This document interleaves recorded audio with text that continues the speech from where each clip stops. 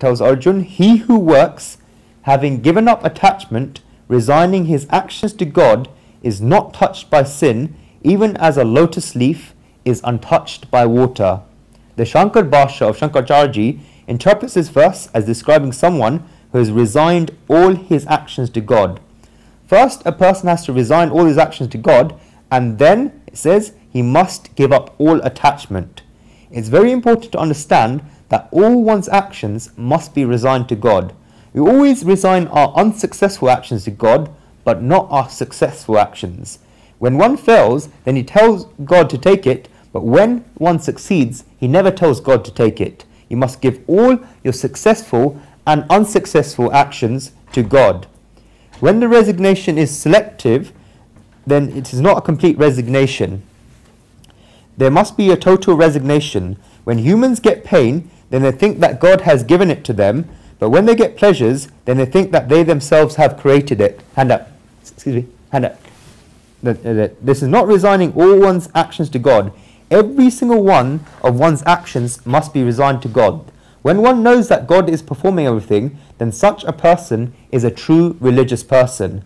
A person that thinks that everything is happening in his life because of himself, that person is an irreligious person. There is a significant difference between a religious and an irreligious person, then this is the difference. God is doing everything. As soon as me gets aligned with actions, then adharma, irreligiousness, starts. And when me gets released from actions, then religiousness begins. If our karmas were carriages, then the amount of carriages would be determined by the amount of mindness there is in actions. A lot of us have a long set of carriages because of the amount of karmas we've created. Who runs the engine of the train with the carriages? When you know this, then you find out where the train is going to go. The carriages of a train cannot go anywhere on their own. They are just standing there on the tracks. They connect to the engine, and only the driver of the engine knows where the train is going to go. Here there are two engines, me and God. If you connect the carriages with the engine of me, the train will go straight into a hole, but when the carriages are connected with the engine of God, then the train will reach its destination. Secondly, it says here, Shri Krishna says, one should perform works without attachment. Once attachment comes, then it's very difficult to leave it. Then what should you do to make sure that attachment does not arise? One should remember God whilst performing all actions. This is the way to ensure that no attachments arise to work. That is why in our Indian culture, we have major moments in our lives when we remember God so that attachments do not arise. When one begins their studies, he is given a Janoi thread, and a message is given that because of God's grace, he is able to study.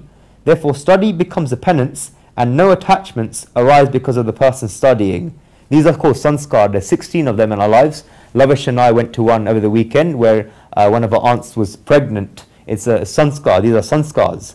The student is going to attain knowledge, and in doing so, because it's his duty, he does not create attachments because of it. In ancient times, education was sa vidya vimukteya, meaning it was the wisdom to attain, it gives you the wisdom to attain liberation. It's not the means of earning bread and butter. The education we have today in schools and colleges and universities is not a knowledge, but a skill, an art. It's definitely necessary that you earn your own bread and butter, and if you do very well, then you can earn your jam as well, but that's about it.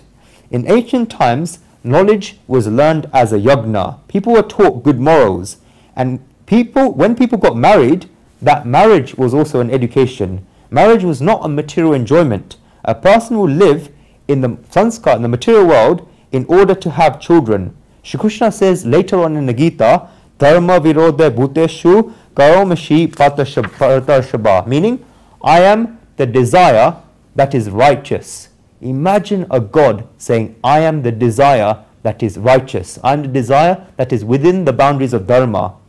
It's a human being's natural instinct that they should have children. It's a human being's natural instinct that should have progeny. Bhajana shikarpana, meaning this is a righteous desire, and therefore Shri Krishna says that it is not wrong. In this case, the desire becomes a good cause. The desire becomes a mission. One wishes to have children so that the good works they started must continue. His body will go one day, or her body will go one day, but the good deeds they started should not go away.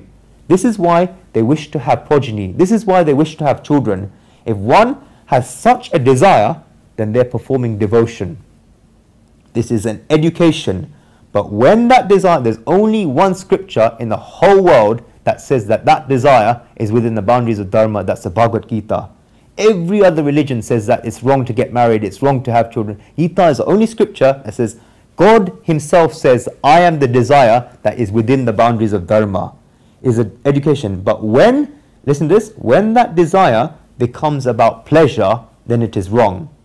We will talk about this when it comes up later in the Gita. This is accepted. But what I'm trying to say here is that there is no attachment. When there is no attachment, then it becomes an education. Viva Sanskar. What does that mean? Viva Sanskar. Marriage education.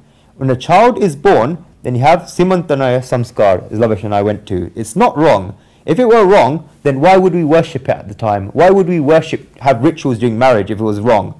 It is not wrong. If it were wrong, then we would not worship at the time, but we do. People think that we worship so the child can be born in good health. This is good, but it's not only about that. It's so expectations can be created for the child. You must understand each of the Vishi Samskar. A lot of expectations have been created in the child. We will go one day and we are leaving the future in the child's hands. We tell the child to make the future beautiful in order so the child can make the world beautiful in the future. The child will one day have to become beautiful themselves, beauty of thoughts. We tell that to the child from the beginning. The mother and father want the child to know what they know at the age of 30 when the child is residing in the mother's womb. That is why we have Simant Sanskar. Neither the person performing this and a person making him perform know about this. Everything that is done happens for God. The child is not his, but the child belongs to God, and that is why he does not become attached. That is what our sanskars are for. A very beautiful example is given in this verse. The leaf of a lotus is untouched by water, has given rise to this good thought. It knows that its whole life is going to be spent in the water, the lotus, and it will grow in the water. It stays, look, a lotus is always surrounded by dirt. It always surrounds by dirt, yet it only accepts that which is beautiful. It lets go of anything that is ugly and dirty. The lotus does not pick up any dirt from the water, yet the smell of the lotus comes from the dirt. Do not count the world to be bad. The world is the way it is. The lotus never complains about the dirt. You have to pull out your smell from the world. You have to pull out your beauty from this world. Each of the examples the Gita gives are very beautiful.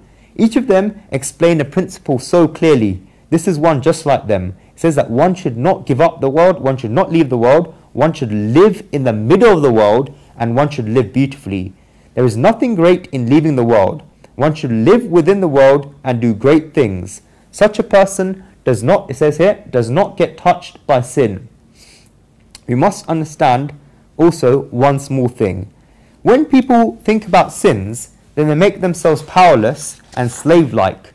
They think about what they should do and whether they do will lead to sin. They think that they have incurred sins. Shri Krishna says clearly in this verse that sin cannot touch you if you do not create the grease to let those sins touch you. True strength is never going to touch sin. Sins do not touch us, we touch them. How can one reach the state where they perform actions yet do not touch sins? The next verse explains this. Verse 11.